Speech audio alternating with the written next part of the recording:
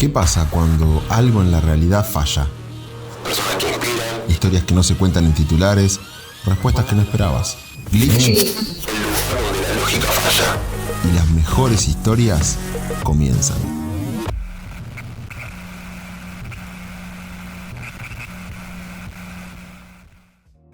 Bienvenidos y bienvenidas a un nuevo episodio de Glitch, rompiendo la realidad, el video podcast donde nos tomamos un momento para detenernos en las historias que habitan nuestra universidad pública. Porque detrás de cada materia, cada aula y cada proyecto hay personas que hacen de su trabajo una forma de compromiso con el conocimiento y con su comunidad. Lugares por los que pasan, que los llenan de historias, de vínculos, de pasiones, de preguntas y de huellas. Hoy en Glitch nos toca abrir una de esas historias, la de una mujer que hizo de la enseñanza un viaje y del viaje una forma de vida. Nació un 29 de octubre en un pueblito santafesino llamado Los Quirquinchos. Sí, el mismo donde el Club Huracán es casi una religión, y desde ahí empezó a recorrer el país con curiosidad y con una sonrisa que siempre llega antes que ella. Dicen que en la escuela discutía con las monjas, que su papá iba a rescatarla cuando no la dejaban volver a casa, y que ya desde entonces, Marta Elena Galareto aprendía que la libertad y el conocimiento siempre van de la mano. En Rosario estudió estadística, se recibió, trabajó en salud pública y se enamoró de los números, de las encuestas, de eso de reducir la incertidumbre, como le gusta decir, pero sobre todo se enamoró de la gente y de las historias que hay detrás de cada dato. Y claro, también de los viajes, porque un viaje al norte con su eterna amiga Mariel fue apenas el principio de miles. El destino y una cena en Caleta Olivia le presentaron a su compañero de ruta, Carito, con quien construyó una familia tan amorosa como intensa. De ese amor nacieron Valentina y Lucila, y más tarde llegaron Dana y Lisandro, dos nietos que la tienen loca de orgullo. Marta ama Serrat, Sabina, Fito, ama los libros de Isabel Allende, los viajes por las rutas, las sobremesas largas, las estadísticas bien hechas, los buenos amigos, los mates compartidos y, por supuesto, la Universidad Nacional de la Patagonia Austral. Porque si algo la define, además de su memoria prodigiosa y su risa inconfundible, es su compromiso con la universidad pública. Desde los tiempos en que la UMPA todavía no tenía edificio, Marta caminó sus pasillos aunque fueran los de la Escuela 65, la 29, la 69, con la convicción de que enseñar también es construir comunidad. Y vaya si lo hizo. Su nombre está grabado en la historia de esta casa, en las aulas, en los pasillos, en las generaciones de estudiantes que la tuvieron como docente, guía y compañera. Hoy en Glitch nos damos el gusto de conversar con una mujer apasionada, curiosa, viajera, amiguera y profundamente humana. Una mujer que si tuviéramos que describirla en términos académicos sería sin dudas una Marta con dedicación exclusiva. Bienvenida Marta Galareto, esto es Glitch, rompiendo la realidad. ¿Cómo estás? Uy, la verdad que me emocionaste cuando nombraste a mi pueblo, a Los Quirquinchos, en la cual empezó mi vida con dos padres formidables. ¿Cuáles son los recuerdos que te vienen cuando escuchás Los Quirquinchos, cuando pensás en tu familia, en el club? Cuando nombramos al club, los dos puños cerrados a modo de, es verdad, más que una religión, el querido Huracán y obviamente las costumbres del pueblo y las amistades de tantos años. No, por supuesto que nombrar Huracán, es decir, los recuerdos que tengo de niña, también jugaba a la pelota. Bien. Es decir, yo digo siempre que vengo de un padre apasionado por la política, porque fue presidente comunal en Los Quirquinchos, fue diputado provincial en la época de don Arturo Illia. Pero en el momento que falleció, estando yo acá en Caleta Olivia, era presidente de la Liga de Fútbol Chañar Ladeado, a la cual pertenecía el Club Huracán. Y bueno, en Huracán, mira vos, festejé mis 15 años, porque era el salón más lindo que había. Y también en Huracán me casé, porque justo cuando con Carito, como lo nombraste, nos casamos, estaban arreglando la iglesia del pueblo. Y entonces el Club Huracán, el salón, hacía de iglesia. Ujú. Y ahí nos casamos y ahí hicimos, bueno, como me describiste, ahí hicimos un rico asadito para los amigos, muchos amigos de la infancia, algunos ya se fueron. Yo siempre dije que tuve suerte en conseguir muchos amigos, pero la suerte no me acompañó tanto porque también perdí de joven amigos. Ujú. Y eso te duele.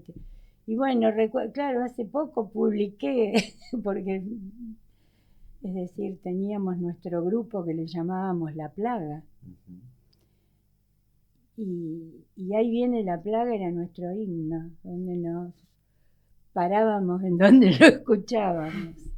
Uy, acuerdo, noches de serenatas. Pasé una infancia muy linda, muy feliz. Soy única hija, pero los amigos, por allí a lo mejor, por supuesto que no los reemplazan, Ujú. pero he tenido entrañables amigos y entrañables amigas. Bueno, no sé si sigo hablando yo o me querés preguntar algo de mi infancia o de mi adolescencia. ¿Y hoy en día qué queda vivo en ese pueblo? En ese pueblo queda, bueno, tengo una tía en la que fuimos a visitarla que cumplió 101 años. Wow. Impresionante. Es la persona más antigua del pueblo. Entonces, quedan mis padres, queda mi vieja casa, que ya no es nuestra. Me dio mucha pena venderla, por supuesto que cada vez que voy a los Quirquinchos, el paso obligado que nos lleva a Valentina es la casa donde pasé mi adolescencia, mi juventud, porque si bien, bueno, a los 18 años me fui a estudiar a Rosario, a la Universidad Nacional de Rosario, fui a estudiar estadística, porque decían que era la carrera del futuro. Bueno, un poco seguimos esperando el futuro, ¿no? Porque en realidad encontrar estadísticas creíbles por allí es muy difícil. Y eso es lo que siempre hemos luchado con María Elena, que la nombraste. Y bueno, y luego quedé yo por defender las estadísticas creíbles, ¿no? Contaba Melissa en la apertura, en esto de que además se dice que sos una mujer de carácter fuerte y que en la escuela no eras de muchas coincidencias con las monjas. ¿Qué te acordás de alguna anécdota, algo curioso en tus años de pupila? Bueno, cuando hablaste de mi papá, Sí. me acuerdo, es decir, yo primero, a la vuelta de la casa de mi madrina, había un colegio de monjas que se llamaba Nuestra Señora de los Ángeles. Entonces, yo decía siempre, "Ay, yo quiero venir a este colegio". Colegio Pupil. Pupila. Bueno, resulta teníamos clase, bueno, todo. Y los sábados teníamos que limpiar el colegio. Lavar toda, o te tocaba limpiar las habitaciones, o te tocaba barrer, un sábado cada cosa. Un día me acuerdo que estábamos, a mí me había tocado lavar los vasos, las copas, qué sé yo, y vinieron mi papá y mi mamá de los Quirquinchos para verme y para sacarme. Sí. Y la monja le dice, la hermana le dice, no, porque está haciendo el aseo. No, dice, pero yo a mi hija no la mando acá para que haga el aseo, la mando para estudiar. Alguien debo haber salido, ¿no? Y bueno, no, y yo me la voy a llevar, y me llevó. Y salimos a la mañana. Esa es así un acto medio de rebeldía. Y después, sí, ya pasé 2 años y no aguanté mucho, porque me podía ir una vez cada tanto a los Quirquinchos, una vez por mes, qué sé yo. Y uno ya empezaba a salir con sus 14, 15 años. Entonces fui al colegio de hermanas de Nuestra Señora de la Merced en Firmat, que queda 20 kilómetros de los Quirquinchos. Sí, tengo recuerdos me acuerdo que la comuna de los Quirquinchos, que mi papá era el presidente, tenía un jeep de esos antiguos, así que cuando llovía mucho nos tenía que llevar con su jeep, porque, bueno, la ruta era de tierra. Después, por ejemplo, salíamos los viernes y queríamos llegar lo antes posible y por ahí no pasaba el ómnibus porque llovía. Hemos viajado en los trenes de carga, en la parte de atrás, ¿viste? De todo, que era la zorra, creo que le decíamos. Bueno, y ahí cargadita, pero a los Quirquinchos llegábamos. Un pueblo ferroviario, ¿verdad? Los Quirquinchos era un pueblo ferroviario. Sí, pasaba el tren que iba a Rosario, que también cuando estaba en Rosario, ese era el tren que tomábamos cuando no nos llevaba mi papá. ¿Y cuándo comenzaste a sentir de que te gustaba aprender y enseñar lo que aprendías? Bueno, vos sabés que yo no sé, yo creo que sola, o el hecho de no tener hermanos, estar solo, estaba mucho con mi mamá y mi papá, vivíamos en el campo. Y yo aprendí a leer antes de empezar la primaria. Yo empecé el primer grado y multiplicaba. Y vieron que antes había primer grado, primero superior, primero inicial, primero superior, segundo. Entonces no hice el primer inicial, sino que pasé directamente a primero superior. Pero siempre me gustó siempre matemática, siempre. Y eso que yo les hago ver a mis alumnos que la estadística no es matemática, que tiene más lengua que matemática, porque interpretar lo que uno hace, interpretar un problema, eso es lengua. Y después poder explicar lo que calculaste es más lengua que matemática. Pero siempre me gustaron las fórmulas, me gustó siempre matemática. Decías que en ese tiempo la carrera era como considerada la del futuro. Sí. Pero en lo personal, ¿por qué ir a Rosario y por qué esa carrera en particular, más allá de este cariño, supongo que viene de ahí, lo de la matemática, la estadística y el pensamiento inicial? No, pues sabes que Rosario, porque lógicamente era la universidad nacional más cerca.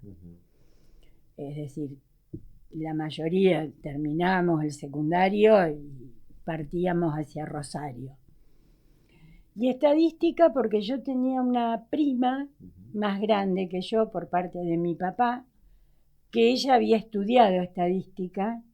Antes se llamaba, cuando ella se recibió, se llamaba estadística matemática. Y después, bueno, hizo doctorado en Estados Unidos y se quedó allá. Entonces, por eso yo elegí estadística. Y después de la estadística me dediqué a las dos cosas más humanistas, digamos, porque mi primer trabajo fue en salud y yo era una defensora de la salud pública. ¿Cómo llegó ese trabajo? Ay, van a decir. No. Bueno, nosotros teníamos mucho contacto a través de mi papá, mi tío. Mi tío era un político muy conocido allá en la provincia de Santa Fe. Y justo en el año 73, que fue cuando yo me recibí, don Carlos Silvestre Begnis, que era muy conocido por su pipa, un excelente gobernador que tuvo la provincia, había ganado en el momento de que ganó Cámpora y fue gobernador de Santa Fe. Y bueno, yo me fui a hacer un curso con una estadística que yo conocía, que era amiga de mi prima, que estaba en el Instituto de Tuberculosis, y iba mucho a la ciudad de Santa Fe, me relacionaba con la gente. Y a través de mi tío, necesitaban una estadística, él era ministro se llamaba antes Bienestar Social. Entré a trabajar, pero con la mínima categoría, en el Hospital Freire en Rosario, porque no tenían estadístico, y entré a trabajar. Y bueno, y después de ahí sí fui ascendiendo, pero ya por mí, digamos. ¿Y qué significó para vos, por un lado, ese primer trabajo, ese primer roce con la salud pública en Santa Fe, pero por otro lado, ser universitaria en esas épocas tan acérrimas, siempre defensora de la educación pública y de la salud pública? Claro, en esa época, vos sabés que yo no sentía tanto a lo mejor el ataque. Bueno, me tocó trabajar en un momento de democracia, porque yo me recibí en el 73, ahí había ganado Cámpora, y bueno, esta época de universidades tomadas, y yo vos sabés que en esa época no estaba tanto metida en la política universitaria, como por ejemplo a lo mejor estoy ahora, es decir, como ustedes verán cuando van a las marchas, yo como jubilada soy una fiel defensora, y en ese momento era una fiel defensora de la salud pública, incluso estuve, bueno, trabajando en el área de salud después, porque para el hospital un estadístico, Santa Fe tenía cursos de 9 meses de técnicos en estadísticas de salud y estaban más preparados para trabajar en hospital. Entonces yo cuando pude empecé a trabajar más en supervisión, o el último trabajo que tuve en Santa Fe fue bárbaro, en un área de salud donde nuestro jefe, mirá qué raro, ¿no? Nuestro jefe era un general médico, era un médico, pero que había hecho el curso de sanitarista, que yo creo que es importante. A mí me encantaría que acá hubiera médicos sanitaristas, porque en general los cargos así de salud pública lo ocupan médicos asistenciales, claro, acá en Santa Cruz.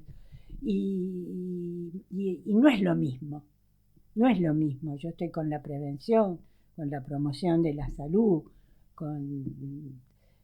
porque entonces desocupamos un poco la recuperación y la rehabilitación, ¿no? Pero es algo como que no se le da, pero yo creo que porque no tenemos especialistas en salud pública. Bueno, y en ese momento,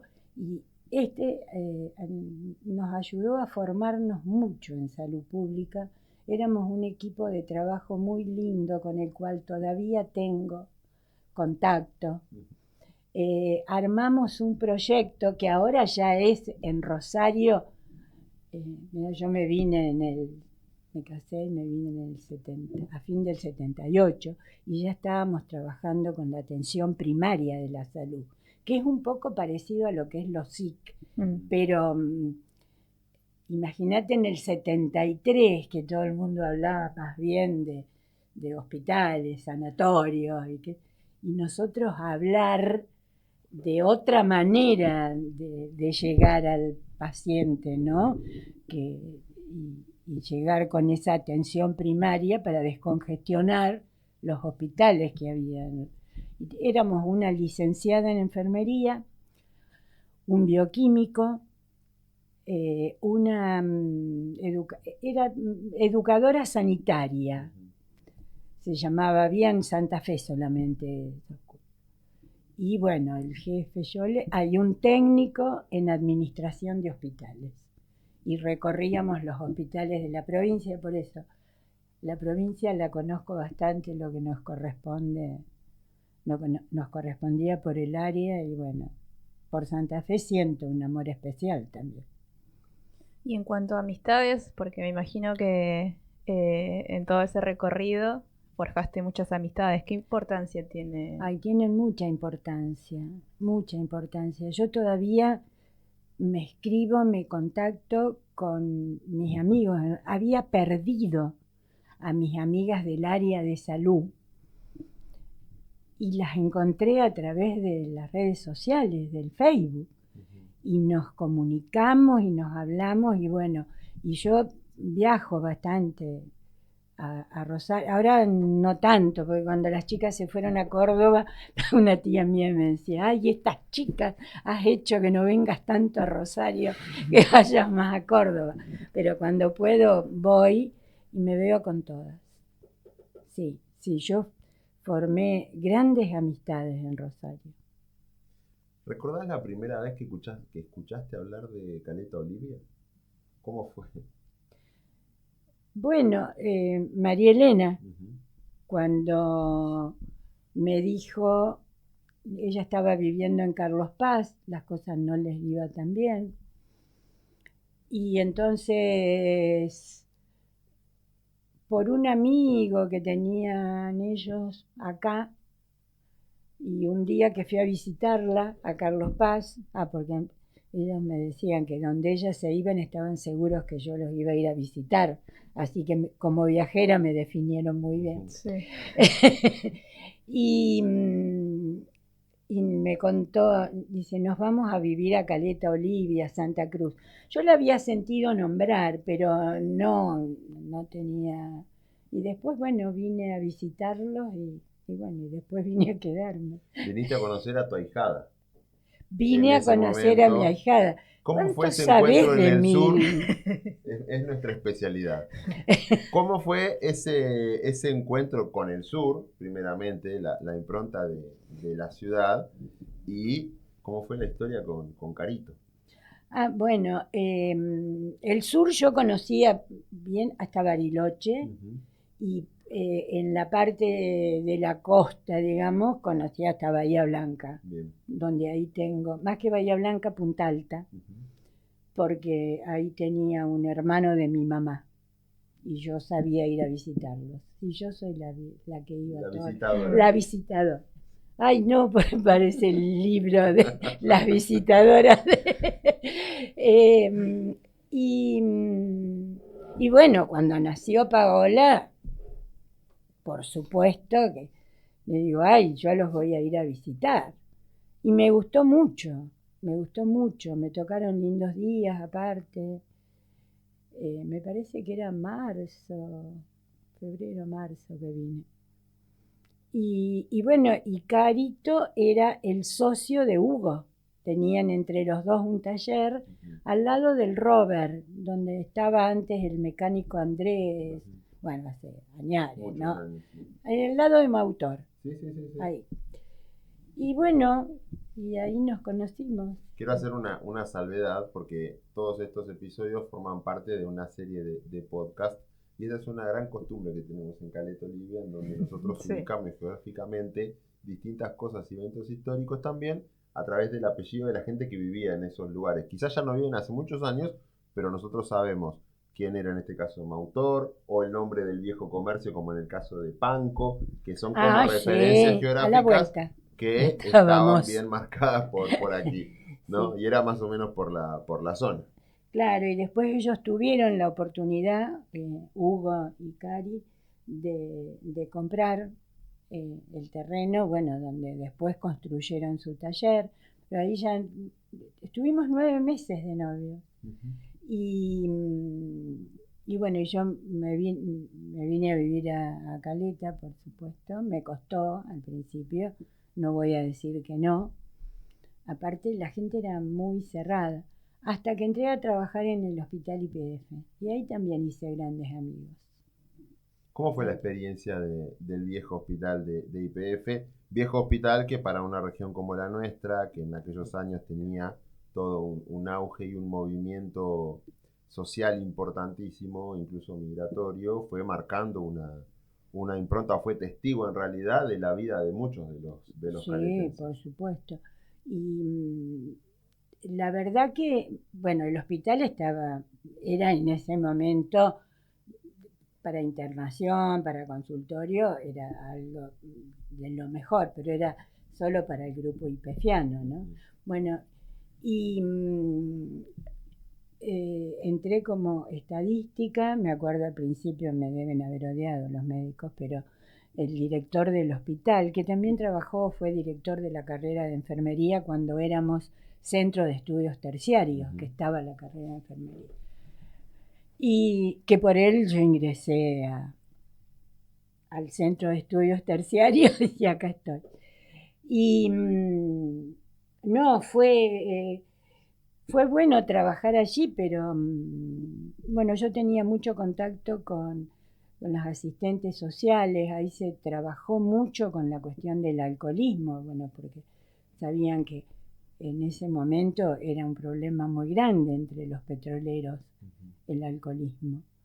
Hemos hecho congresos de alcoholismo, me acuerdo, el primero lo hice allí en Emaús, y después en Puerto Deseado trabajaba con las asistentes sociales, en ese caso era Mari Palaoro de Pou. Y bueno, y ahí también comencé a incorporarme en la política gremial. Y luchamos mucho por la defensa de YPF. Y no olvido muchas cosas. ¿Quiénes no lucharon cuando tuvimos que defender YPF? Y sin ánimo de querer meternos en un ámbito político, es mucha de la gente que hoy resuena o cuyos nombres resuenan en lo político. Exacto. En la provincia de Santa Cruz. Sí. Tiro el dato porque no es menor. No, no es menor. Bueno, nosotros, yo junto con Edith Córdoba, la hermana de José, y un grupo de hipefianos que eran del hospital y del campamento, y no era un grupo político, de un partido político, éramos de distintas tendencias, armamos una lista que es la famosa lista violeta, de la cual todavía me acuerdo, y enfrentamos en los últimos periodos de Alfonsín, que fueron las elecciones, enfrentamos a Carrizo, que llevaba años en el súper. Y bueno, cuando todos medios se burlaban porque decían, y sacamos un 40%, para nosotros fue como ver. Y después, donde primero nos decían, no vamos a entregar 1 metro cuadrado, entregaron todo. Y bueno, y el hospital, sí, y uno ve, yo en ese momento después, cuando ofrecieron los despidos, me fui. Me acuerdo que una anécdota con Jenny. Yo estaba ahí, me enfermaba, ¿viste? Era el 91, 11 años estuve en IPE. Y Jenny me dice, anda, dejá, justo se había formado la UFPA. Yo venía del Centro de Estudios Terciarios General Doctor Manuel Belgrano. Y justo se había formado la UFPA. Entonces Jenny decía, venite acá. Digo, Jenny, ¿qué voy a hacer yo con 30 horas? Y siempre Jenny me carga, Marta, ¿qué vas a hacer con 30 horas? Pero claro, yo creo que también, ahí hice grandes amigos también, di cursos de lo que era estadística hospitalaria, porque ellos no tenían ni idea de llenar, qué sé yo, que era una consulta médica, o que era una de primera vez, o que era... Y bueno, tuve que meter la estadística en el hospital. Y bueno, y se hacía medicina laboral. Yo creo que el hospital en ese momento cumplía su función de hospital con prevención, aparte, por supuesto, de la recuperación y la rehabilitación, y se trabajaba con los grupos vulnerables, principalmente con él. En ese momento el problema era el alcoholismo, ¿no? ¿Y la universidad qué significó para vos ser parte de esta construcción de una universidad nacional en el sur? Y mira, a pesar de que a lo mejor en un primer momento uno decía, uy, ¿para qué teniendo la San Juan Bosco, viste? Claro. Me acuerdo cuando Pérez Racetti fue ministro, fue secretario de Educación, creo, en la época de Puricelli. Y nosotros decíamos, uy, puede ser, y qué sé yo, hasta que se fundó, y bueno, y que yo entré, mejor dicho, yo fui una de las fundadoras, digamos, de la UFPA. Yo empecé, y para nosotros fue muy bueno, en ese momento empezamos con la investigación en la universidad. Es decir, yo me acuerdo que en ese momento cuando éramos UFPA había 2 proyectos de investigación. Uno era el nuestro, que lo dirigía el doctor Agustín Salvia, que yo podré tener diferencias a lo mejor por algunas cosas así de discusiones que teníamos por los datos o cómo manejar los datos, pero que nos ayudó a formarnos en investigación. En eso lo agradezco muchísimo. Y había otro proyecto que era más cultural. Y verla, y entonces todo el proceso de sí, como decía, de trabajar en distintas escuelas. Yo una vez tenía que tomar un examen, un parcial, y yo estaba en la 29 porque tenía clases en la 29. Después tenía que tomar un parcial en la 36. Agarré el portafolio, me fui corriendo a la 36. Cuando llego abro el portafolio y no era el mío, era el de Rogelio Arnaudo. Así que, viste, esas cosas de tener que ir de un colegio a otro hasta que tuvimos la escuela 65, sí, en ese momento, y para nosotros era estar en la escuela 65. ¿Y qué te voy a contar cuando llegamos a tener nuestro edificio propio? Y aparte vivir todo el proceso para mí de la elección de un rector, cuando lo elegimos como rector normalizadora, rector ya de la UFPA, a Carlos Pérez Racetti, y después la elección de Jenny como decana, haber trabajado, sí, y ahí sí ya me convertí más, es decir, el IPF y la universidad ha hecho como que yo ya luche más, sí. ¿Cómo fue el proceso en el cual, o cómo fue en realidad el cuadro en el que muchos dicen estaba el gobernador, se lo detuvo prácticamente en el medio de la calle, seguramente la anécdota la conocen mucho mejor, y se le dijo, necesitamos un edificio, sabemos lo del edificio que IPF no lo va a tener más, está desocupado, queremos ese lugar para la universidad? ¿Qué tanto de esto que estoy contando están así? No, ¿O cómo fue el pedido? Mira, yo me acuerdo haber viajado con Jenny para eso del corte, no me podrá haber sido en alguna de las fiestas de Caleta o que hayan ido a hablar, pero yo en ese momento no estaba. ¿Pero viajaste? Sí viajé cuando en la elección del rector de Carlos y que después se reunieron con, que era un directivo del IPF, no me acuerdo. Y Jenny habló y pidió por el edificio. Y en ese momento había como medio una competencia con la Escuela de Biología Marina. Que me acuerdo que todo un programa de radio se utilizó para para eso, viste, como quién lo necesitaba más. Claro. Y bueno, ahora... Qué bueno que la historia hoy da la derecha a esa determinación. Que yo a su vez estaba dividida, porque Claro. mi hija estudiaba en biología marina. Claro, Así que yo creo que necesitaba lo que tiene. sí. Completamente de acuerdo, incluso he ido a discusiones cuando estaban en la escuela 65, que venían las autoridades del Consejo Provincial de Educación, y hemos tenido, porque tampoco la escuela de biología marina podía compartir El espacio, con una claro. primaria, es decir, completamente de acuerdo que lo necesitaban, pero la UMPA también lo necesitaba. Sos una docente que, tengo entendido, porque no nos conocemos, pero que ha dejado huellas. ¿Qué te movía cada vez que entrabas al aula?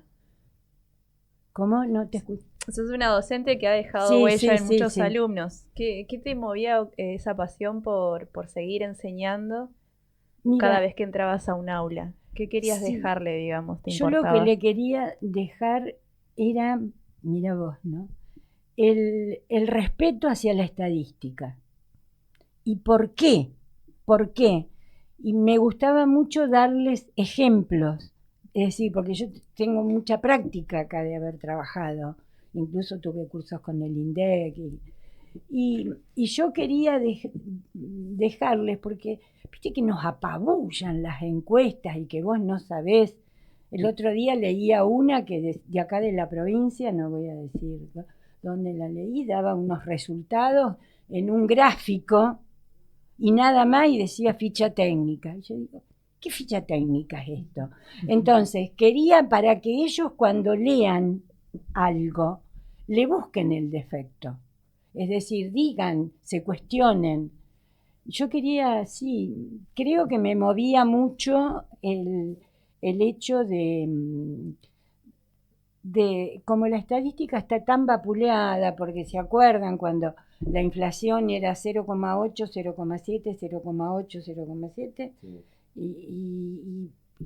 y nadie creía. Tornó Entonces, increíble el trabajo tornó del INDEC. de lo que es un estadístico. Y yo sabía cómo trabajaba el INDEC hasta que desapareció bastante gente del INDEC en la cual yo tenía mucho contacto y sabía cómo trabajaban, Ujú. y que después lo que se publica no es lo que se trabaja en ese momento. Entonces yo quería hacerles querer la estadística, ¿viste? Me apasionaba eso. Y tratar al alumno, porque no es lo mismo. Yo, por ejemplo, pasé los años que pasé en la Universidad Nacional de Rosario, muy buena universidad, en la Facultad de Ciencias Económicas y Estadística. En la época que yo iba era Facultad de Ciencias Económicas, donde se estudiaba estadística, éramos escuela de estadística, pero el título licenciado en estadística, contador público y licenciado en economía. Y yo no conocía al decano. Los profesores no teníamos pero acá vos tratás al alumno, porque el alumno es parte de tu vida cotidiana. Te lo encontrás en un supermercado, te lo encontrás en el cine, te lo encontrás. Pues es que lindo cuando voy por la calle, aparte, hola, profe. Es muy lindo. Yo me acuerdo, iba con mi nieta, que era grande, pero cuando era chiquita íbamos caminando y alguien que me saludaba, hola, ¿cómo le va? Y yo, hola, ¿qué tal? ¿Quién es, abuela? Un alumno. Y así, ¿viste? Y después, ya después, un poquito más adelante, me dice, ya sé, un alumno. Es decir, es distinto, ¿viste? Allá sos uno más. Como en YPF, éramos un legajo, todavía me lo acuerdo, 96-476. Pero allá éramos, bueno, un alumno más. Y acá conocés su historia, conocés, qué sé yo, me gustaba dar clase, me gustaba. Y me gusta mucho la investigación. En la biografía decíamos que sos, o decías que te gusta reducir la incertidumbre. Sí. ¿Hay algo en la vida que no medís? Hay muchas cosas, las emociones son difíciles de medir. No, todo lo que es medible. Sí. Que podés expresarlo. No, y aparte lo que también trato de decirles, porque viste que cuando se habla de inflación, cuando muestran datos, Sí. vamos a decir, la gente dice, el dato es objetivo. No. Vos fíjate lo de la pobreza, que dijeron que la pobreza bajó tanto por ciento. Eso es de acuerdo a cómo mires y el análisis que hagas de todo alrededor. Porque sí, bajó la pobreza porque han aumentado un poco los planes sociales, el valor, no la... Sí, las jubilaciones están ahí, pero sí, bajó la inflación, pero tenemos, la gente no le alcanza, bueno, eso lo escuché a Agustín la vez pasada, que ya no vale medir solamente la pobreza con la línea de pobreza, hay que medir con otras cosas, hay que medir con la educación, hay que medir con... Entonces, vamos a ver cuántos chicos abandonan. Y que abandonan porque no pueden ir al colegio, o cuántas, qué sé yo, disminuyen los alumnos. La natalidad, está disminuyendo la natalidad, y vieron que yo cuando estaba en Córdoba hablaban hace poco de la disminución que hay, por ejemplo, en los jardines de infantes, que hay salas que están, porque disminuye la natalidad. Entonces, yo creo que hay que tomar todo global y hacer un análisis, porque si no, si miramos el número, claro, dice, el número es objetivo. No, es de acuerdo a cómo lo mires. Ahora van a decir, uy, hay de acuerdo, pero mirarlo con ojo crítico, digamos, o mirarlo es el número, pero también hay que mirar otras cosas, hay que mirar las carencias, hay que ver, porque sí, la inflación nos está bajando, pero ustedes, por ejemplo vos, Facundo, en la universidad, vos, ¿fue al ritmo? ¿Cómo creció? Ayer estuve escuchando a un economista que los docentes universitarios perdieron un 30%. Sí. Y los no docentes perdieron un 60% del sueldo. Imaginando un contexto en donde se está con salarios congelados correspondiendo a un presupuesto de hace 2 años. Exactamente, es del 2022 el presupuesto. Entonces, es decir, yo tomaría, no es que a lo mejor está bien calculado, pero lo que pasa es que me parece que habría que agregarle otras cosas. Me parece que a la línea de pobreza también habría que agregarle la vivienda, porque los alquileres son altísimos, el aumento de los servicios, el gas, más ahora en la época de invierno. Yo creo que, es decir, no quedarnos solo. Creo que hay un estudio para hacer eso, pero no se quiere aplicar, me parece, todavía. Pero por eso eso es lo que también trato de inculcarle a los alumnos para que... No. Ahí, Marta, te cuento algunos mensajes que van llegando a nuestra transmisión en vivo. Lucila escribe, grande ma. Norma Cheda dice, qué hermoso verte y escucharte, querida Martita, te quiero mucho. Dana dice, la mejor de todas. Y yo quiero preguntarte, si tuvieras que definir qué representa la UMPA en tu vida, ¿qué nos puedes decir? Ay, la UMPA me enseñó tantas cosas. Es decir, mi vida es mi familia, mis hijos, mis nietos, a los cuales quiero un montón, mis amigos. Ay, Norma, me está escuchando desde Río Gallegos. Una gran amiga de YPF, igual que su esposo. el nano. Y las chicas desde Córdoba dan. La UMPA representa mucho en mi vida.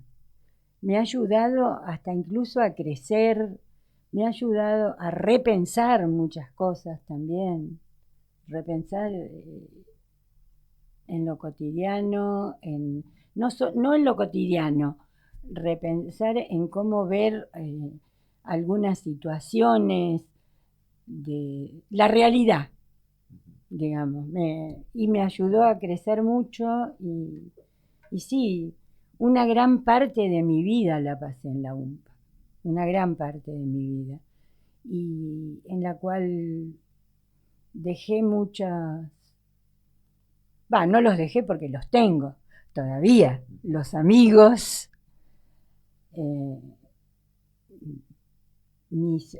creo que formé un equipo de cátedra y que están llevando muy bien la materia, a pesar de que no son estadísticas, pero...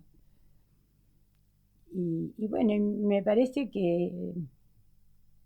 No sé cómo explicarlo en palabras, la verdad, porque es tan importante, fue tan importante en mi vida la UMPA, porque me hizo hasta conocer el movimiento del INDEC, por ejemplo. O que cosas que yo no me lo hubiera imaginado, pero a través de la UMPA, de un convenio que hizo con la provincia, y hicimos amistades, y bueno, y que eso me sirvió a mí después para poder trabajar en la realidad caletense. Nosotros hemos hecho muchos estudios, así que... ¿Y qué te gustaría que quienes te conocieron en la universidad recuerden de vos? Ay, mira,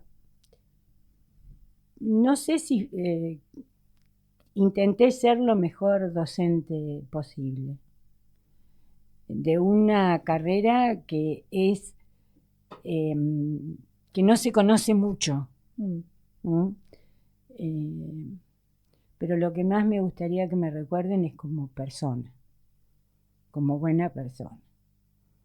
Yo creo que en la Argentina necesitamos buenos ingenieros, buenos economistas, cada uno con su librito, el economista, buenos estadísticos, buenos profesionales.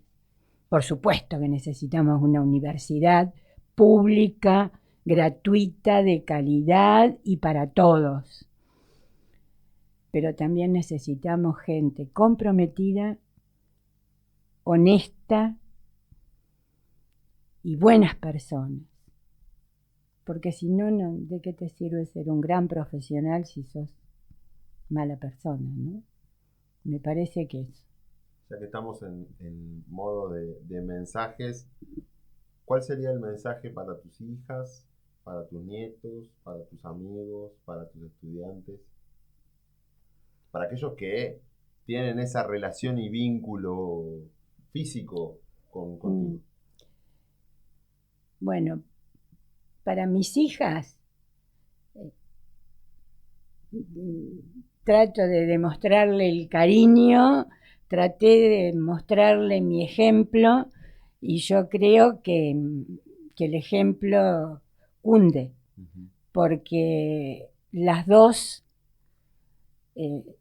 yo creo que de lo suyo, una salió bastante parecida a mí, que es Valentina, y Lucila es más del área social, que es psicóloga, pero son dos buenas profesionales y son buenas personas. Para mis nietos es que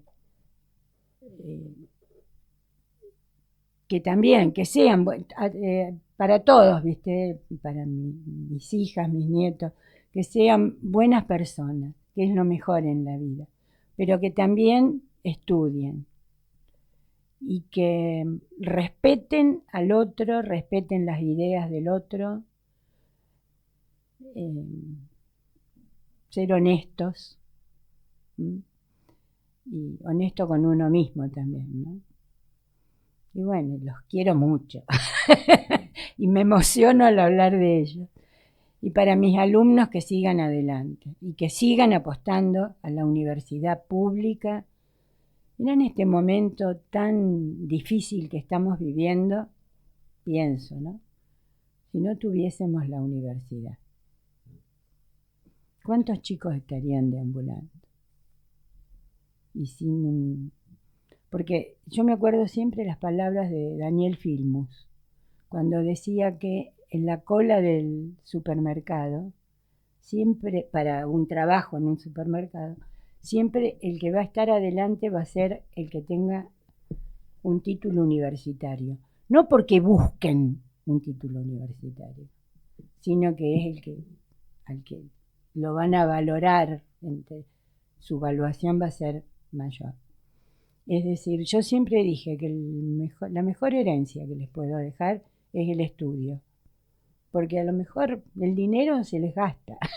En cambio, vos estudiás, y lamento que no todos los niños, los adolescentes y los jóvenes argentinos, lo lamento muchísimo, no puedan estudiar, aún en la universidad pública o en una escuela pública. Nosotros ya encaminándonos hacia el final de este episodio, tenemos lo que denominamos es una pregunta glitch, que es la cuestión final para cerrar la conversación de hoy, y está en la voz de mi compañera Melissa. ¿Qué te gustaría que quede de vos en la memoria de quienes compartieron este camino? Un poco más o menos. Sí, creo que te lo dije, ¿no? Sí. Es decir, que digan, che, qué buena persona que era Marta, ¿no? Eso es lo que más me gustaría. O, por ejemplo, en los alumnos, che, nos dejó cosas la profe, ¿eh? Hemos aprendido de ella, pero que lo que más puedan valorar de mí sea ser una persona de bien, ser honesta, ser buena persona. Eso para mí es lo más importante. Gracias, Marta, por prestarnos parte de tu tiempo para poder hacer esta. Bueno, muchas gracias a ustedes. La verdad que me sentí bien. Creo que por ahí me expandí demasiado. Fueron muchos recuerdos. Sí. Algunos fueron emocionantes. Y por allí cuántas cosas quedaron en el tintero, ¿no? Pero pasé un momento muy lindo. Sí. Muy bueno, muy reconfortante. Me sentí bien. Nos gusta. Y el resto de los temas que han quedado pendientes, ¿por qué no en alguna sobremesa? Podríamos compartirlo. Gracias por escucharnos. Esto fue Glitch, una producción conjunta entre Radio Vanguardia y el Programa de Comunicación Institucional de la Unidad Académica Caleta Olivia de la Universidad Nacional de la Patagonia Austral. Nos reencontramos en el próximo episodio para seguir conociendo las historias que nos hacen crecer.